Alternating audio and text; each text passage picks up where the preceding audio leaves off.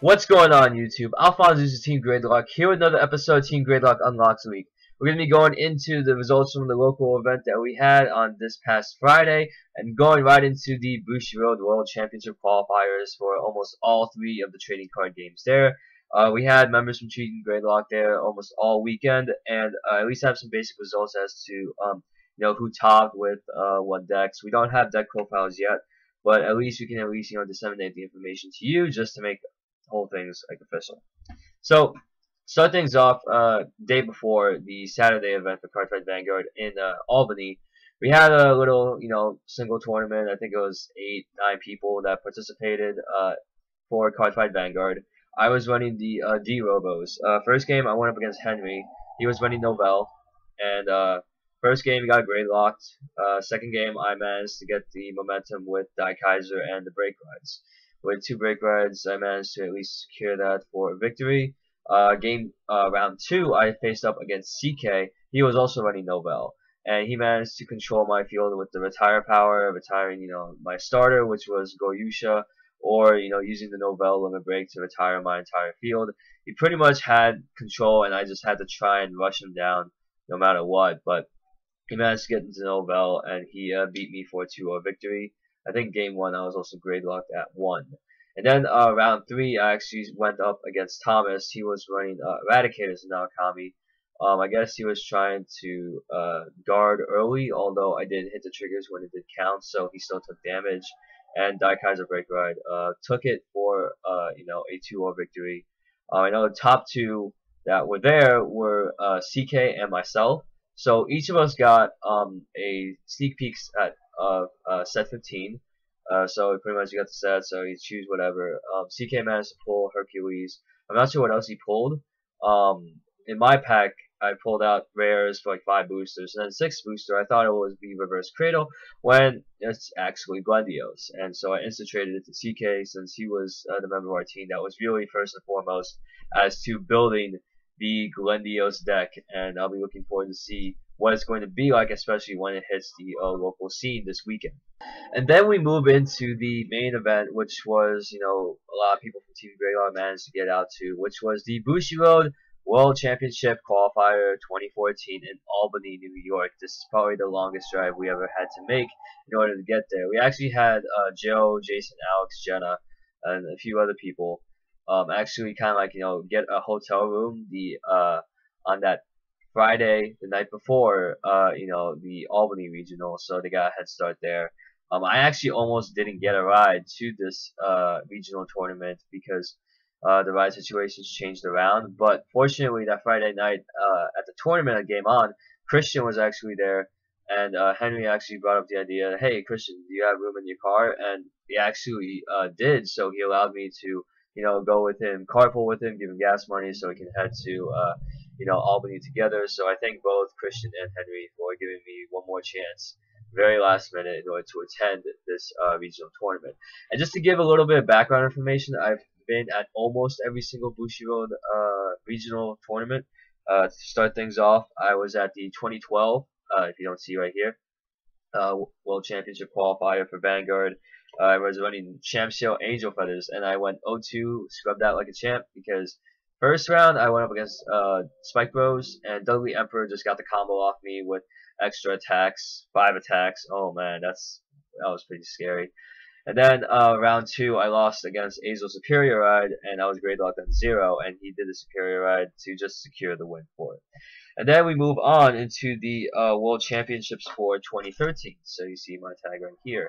I was running the Oracle Think Tank Tsukiyomi deck, and I managed to make it until round 5 or so. I know round 1 I won against Dark Irregulars because I was able to guard out, and she wasn't able to hit her triggers as much. Then round 2 I lost against the End because he got a 6 damage heal trigger.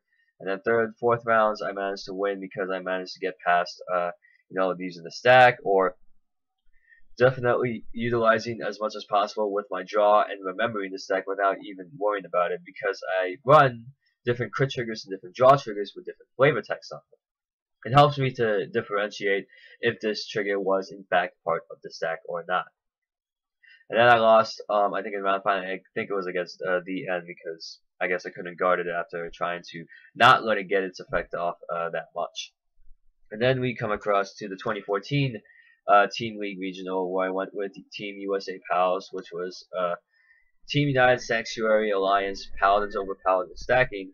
Alex was running the Beast Deities Nova Grappler, Jason was running the Revengers of Shadow Paladin, and I was running the D-Robos of Dimension Police. And we made it all the way to round 8. We actually made 10th place, which was pretty good, even though our only loss was to the undefeated seed, which was, I think, Team Sanctuary Blaster. Correct me if I'm wrong. But our other team, Team Gradelock, which consisted of CK running Beast Deities Ethics Buster Reverse, unlike Alex, who ran Extreme, Josh, who ran Chaos Breaker, and Arturo, who ran Great Nature Leopold Reverse Breaker. And they managed to secure 3rd place there, so that was actually pretty cool. And now we come across the 2014 Regional. So after I carpooled with Christian, when we arrived at the venue finally, I still have my D-Robos up, although I did make a minor change to them. I actually included 2 copies of Go Cannon and took out the Die Braids and to put in an extra copy of Glory Maker. And let's start off the rounds like this. Round 1, I went up against a Nova Grappler player who was running the Blowout Cougars. And I lost out because I guess I shouldn't have perfect guarded too early because he was getting pretty dry trigger checks. And it was towards the end where I literally couldn't guard a double trigger, so I did 2 to pass. He got the crit, and then second check, he got the same crit. So I lost out to double triggers. And then round 2, I went up against Angel Feathers. She was playing the Celestials, and I managed to hit a crit trigger on my grade 1 and grade 2 ride. And then I managed to hit even more triggers, so I guess my luck was just more impact than her because she wasn't able to get many triggers off of her drive checks. Round 3, I went up against, I think it was a, how do I say this? I think it was Genesis. I think that was, yeah, I think it was Genesis for round 3. The guy was running Minerva, and I was literally trying to escape as much as possible from that restanding Vanguard, although he didn't ride Minerva until it was pretty much after. He didn't find Minerva in time, and the thing is, he actually decked out because even though that he was hitting the triggers, I had to do like 1 to passes and stuff. He wasn't getting triggers at all, and I was just saying, all right. When he broke road Crossbreak ride finally, the thing is, he didn't have that much of a deck left. After he did the twin drive, he pretty much had close to nothing. And I had to hope to God that he didn't hit a crit, because with the 3 cards left in his deck, I saw that it looked like he had already 12 crits in his deck, and he probably went through a lot of them, so that means one of those could be a crit. But it was a heal, thankfully, so I took the damage, and then I blocked the rest. I did my turn, I attacked, and then his last card was actually Minerva, since he used the Owl skill to put the one of the Regalias on the bottom of the deck. And so I managed to win that one by the skin of my teeth. Next round, I went up against Gold Paladins, Liberators, and my guy was Gradelock at 2, although he was putting the pressure on me by getting crit triggers, and I really didn't want to lose out to that. And it was all thanks to using Go Cannon to get that cross ride defense ready, because I wasn't able to get Die Kaiser break ride skills off until round 5. And with round 4 in the bag, I was literally trying to go on my feet, even though that if I still do win all my matches by round 8, if I still survive, I'd probably end up losing out to, losing in the first round. So my guy probably had to go undefeated or at least proceed further in the rounds. But the people that I eliminated, unfortunately, I can't do much about that because I had to beat them in order to move on. With the Gold Paladins, he was able to get some synergy off, although that I guess one of the big plays that he did was he used the Trumpeter starter, the beginning. God, I can't believe I'm forgetting the name, but not Star Call Trumpeter, but somebody else, and the Bunny. It's losing me. And the thing is, though, when he looked at top 3, he actually called a grade 3, and I was thinking, oh, maybe he has a grade 3 in his hand, but he didn't. And I was like, all right. I'll just try and finish this before, I lose out to a pilot episode where a grade 2 beats a grade 3. And then round 5, I go up against a person that I guess was from Weiss. He was running the Novas as well with Blouse, but he had a different trigger lineup. He actually had a starter which was Battle Riser, and he kept calling a Battle Riser or Turbo Riser to the Vanguard, and he wasn't able to really attack much, and he was just attacking with Vanguard, so I was able to take it. He didn't hit a crit at all. I think he was actually running 12 stands and heals. I'm not sure. He did try this crazy play where after he perfect guarded my attack with Daikaiser since he was ready at 4 damage, he called out double Brutal Jacks with a 7k, wow, I guess, and used 2 counter blasts for that, and he was attacking with both. I was like, I guarded both, and he attacked with his Vanguard, and then of course with the Blood Kruger Break Right, when the Vanguard attacks, you stand all your rear guards, so another attack. And so I decided to take it. He didn't get triggers, and I took the 4th damage, put me on Break Right, and then so I ended up calling Daikaiser, asked how many cards in his hand. He had 4, and so I managed to replace the Goyusha with Glory Maker or Glory Seeker, the 10k booster limit break for Dimension Police. Correct me if I'm wrong. And I managed to hit for 33 with a crit, and the skill will activate, and he couldn't guard it. And I managed to get, I think, two grade 3s off it. So even if he tried the perfect guard, I would have retired the perfect guard anyway, and I got the win there. And then we come across round 6, where I finally faced one of the meta decks, which happened to be Novell. And the guy managed to beat me pretty well. He had a crazy play where he actually used the 10k dragon, not the 10k vanilla, a 10k dragon where you ride on Vanguard. He can't attack, he's restrained, but he used the Novell grade 2 Count Blast 1 reveal Novell retire unit to superior ride the Cool Dragon. With Cool Dragon, even though that he loses power from the superior ride, the ride from the grade 2 gave him 5k and a crit, so it actually it didn't give him that much power, but it still gave him that much power and a crit, and I couldn't guard it because I had 3 grade 3s in my hand, and I wasn't able to do much by the time he rode on Novell. I couldn't be able to even get the break ride. I tried desperately to use reverse Ayusha, but fortunately my journey ended there. I know that the farthest that Team Gradelock ever got was Henry making it to round 7. I think Joe also made it to round 7 as well. And Christian, who made it with Gold Paladin Liberators, he lost out to, I think, double crits in an earlier round. But that was then when everybody from Game On pretty much didn't make it past round 7. Christian ended up getting DQ'd because he was 10 seconds late after the 3-minute time frame. Now, although that it seemed a bit harsh, it's pretty much the rules. As much as I want to try and support him, and that he when he was telling me the story how he had to go to the bathroom, and of course if it goes to time, I'll take the loss no matter what.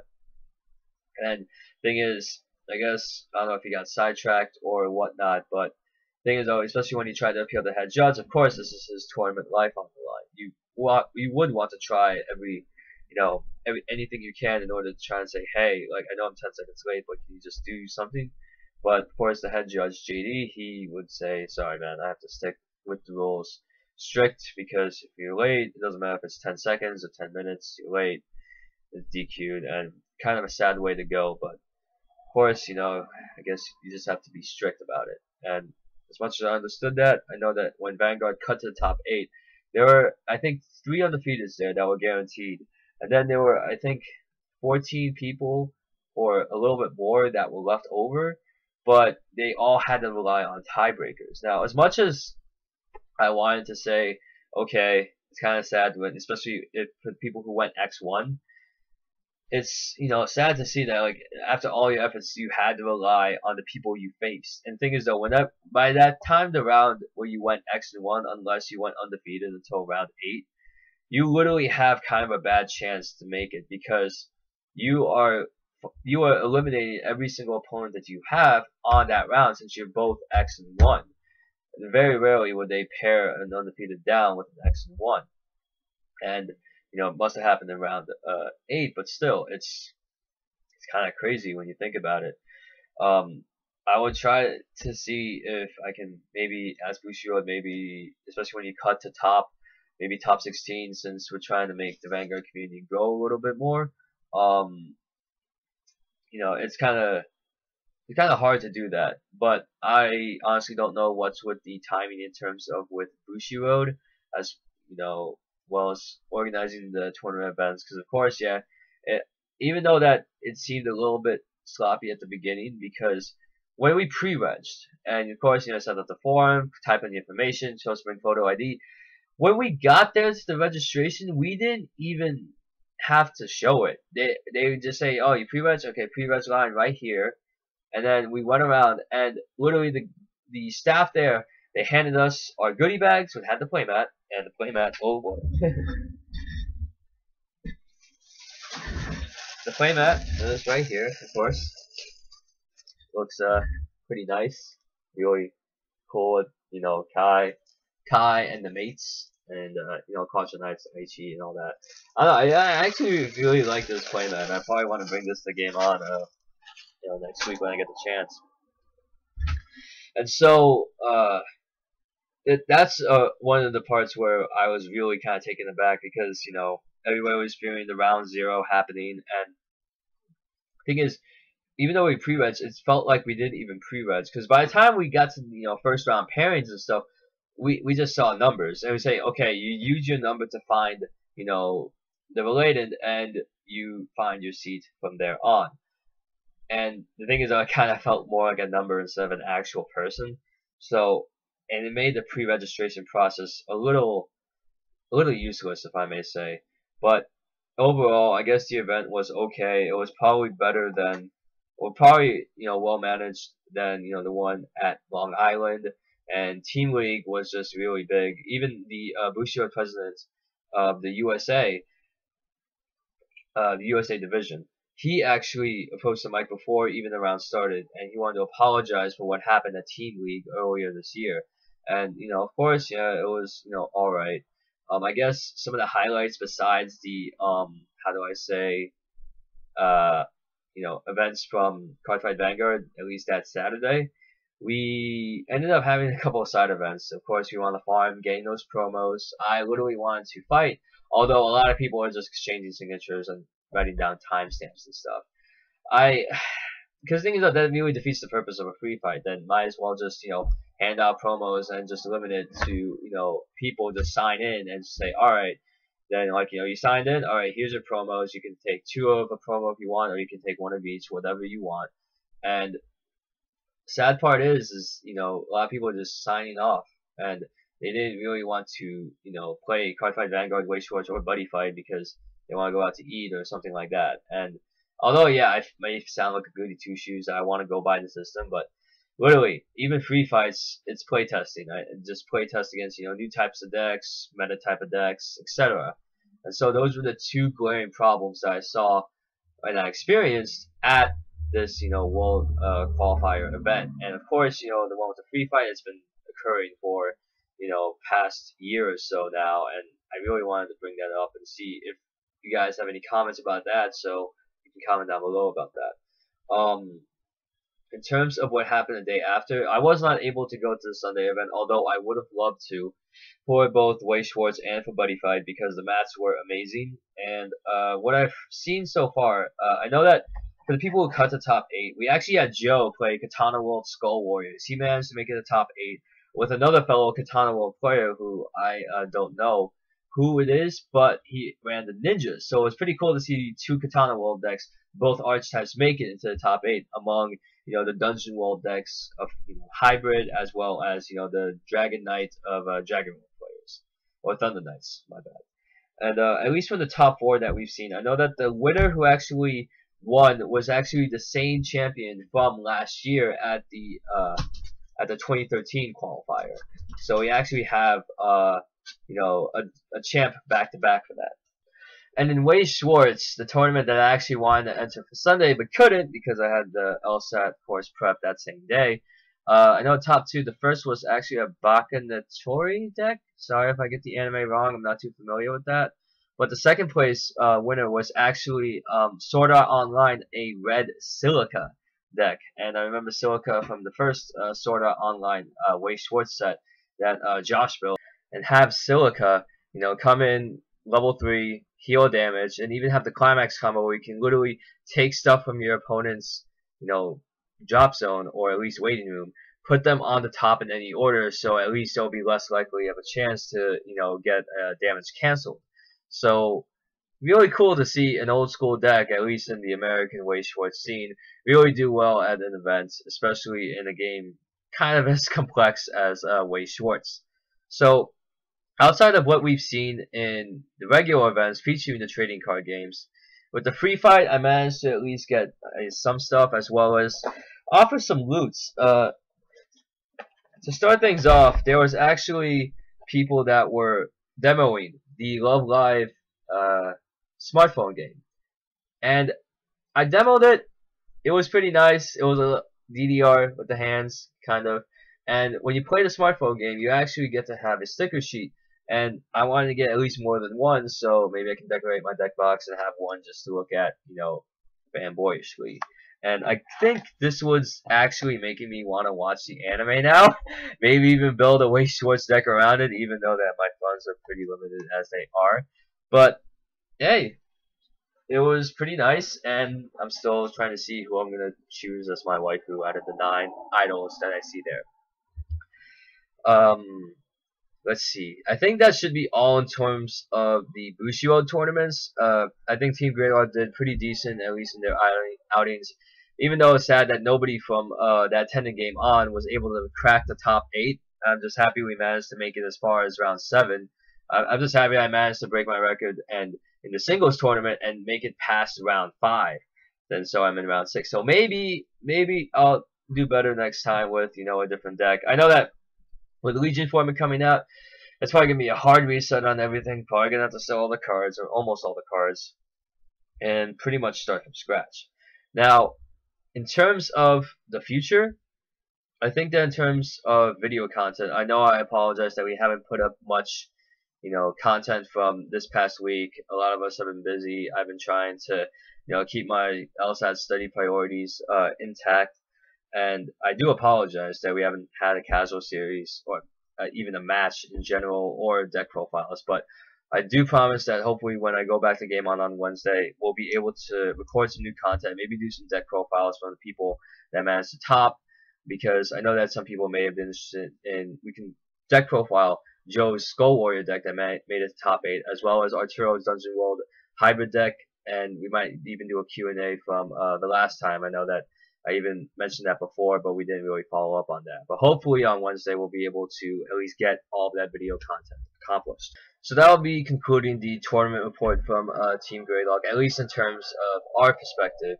And now we're going to be going into the episode breakdown. So if you don't want to hear any spoilers, you haven't seen the episode yet, you can just, pause, close the video, go watch the episode if you want, come back right here so we can discuss about it. If not, you can just close out the video and continue on your merry way. And so Ride 191, Our Place. This episode in particular has been very emotionally charged, more so than the last few episodes.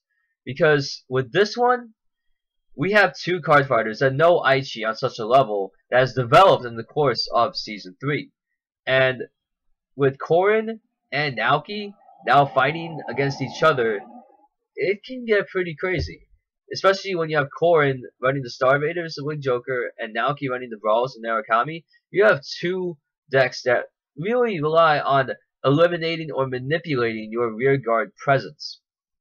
And it seems like it's going to be a very awesome card fight. And the thing is though, as they were fighting, of course, you got your grade 1 ride, your grade 2 ride, and bada bing. You get to see at least a flashback or 2. And especially a flashback like this. This flashback definitely brings some feels into place, because seeing Naoki going with the Narukami stand trigger, oh man, Eradicators and Jewel Knights, oh how far have we come. And it's kind of nice to see that both these characters, especially Naoki, who just came in out of nowhere, would be developed to this point where now they're fighting to try and save Aichi, but in 2 very different ways. And one wants to keep her memories, and the other wants to get rid of Link Joker forever, which can somehow contradict each other. And of course, this flashback is interrupted when we get to see Korin ride Garnet Star Dragon. Pretty much a basic Link Joker Legion, especially for the fact that he's in the trial deck. Perform Legion, get Photon, And then you get to go into a infinite zero lock. Pretty basic.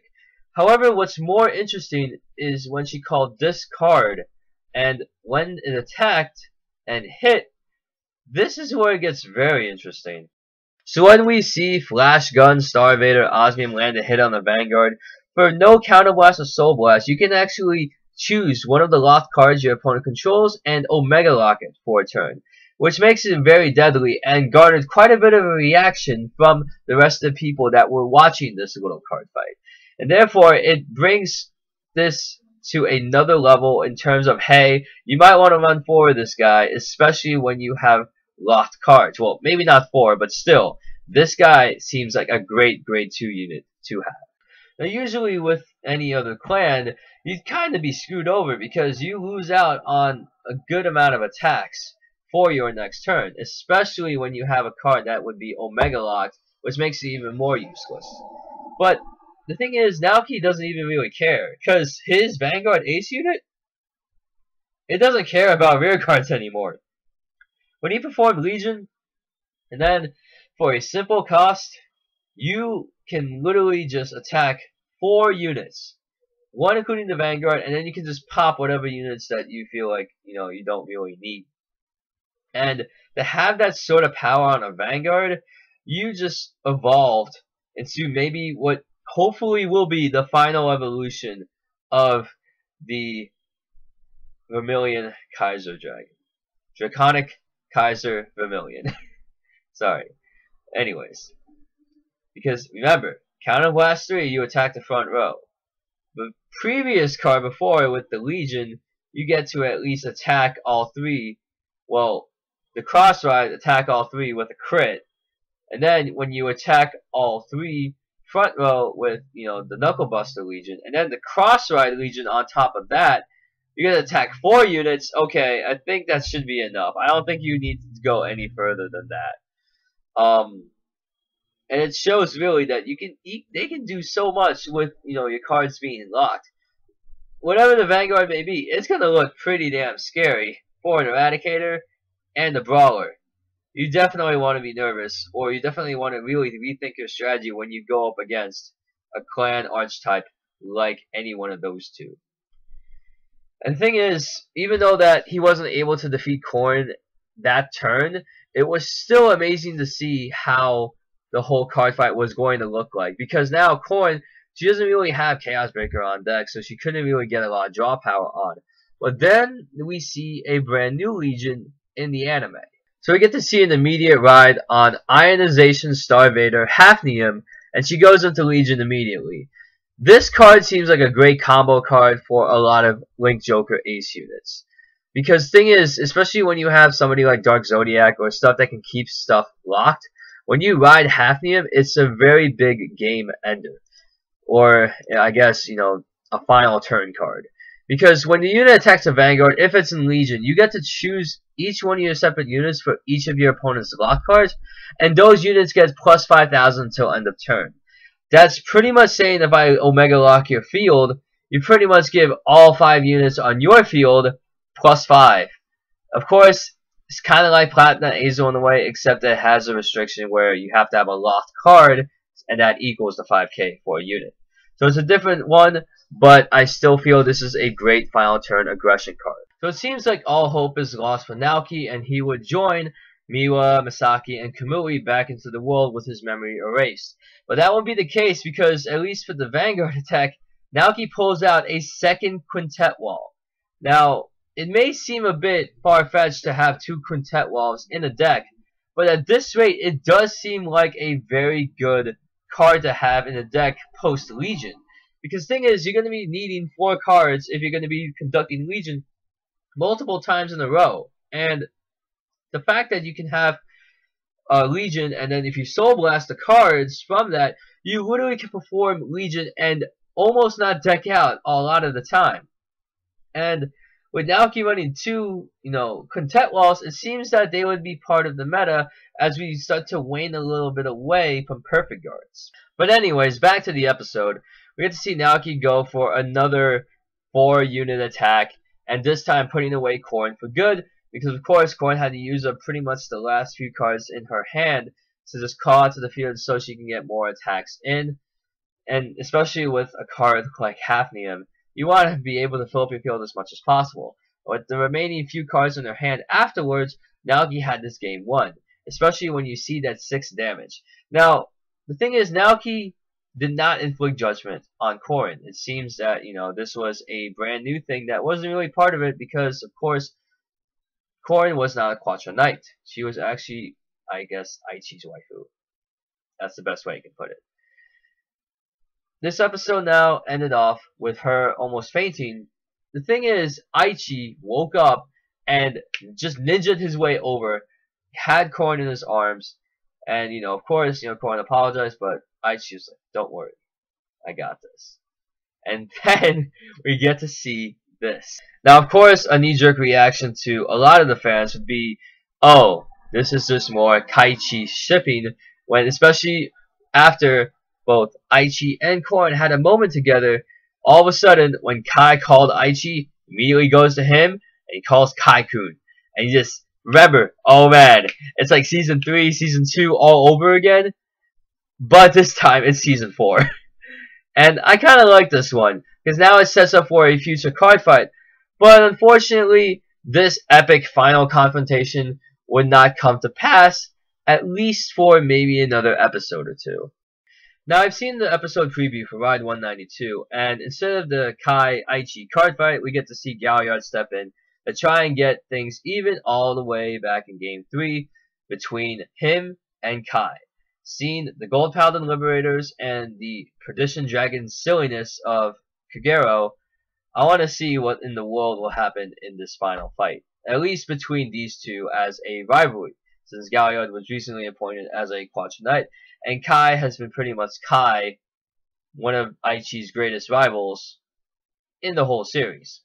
And I will look forward to this fight so much, and I just have to wait until next week.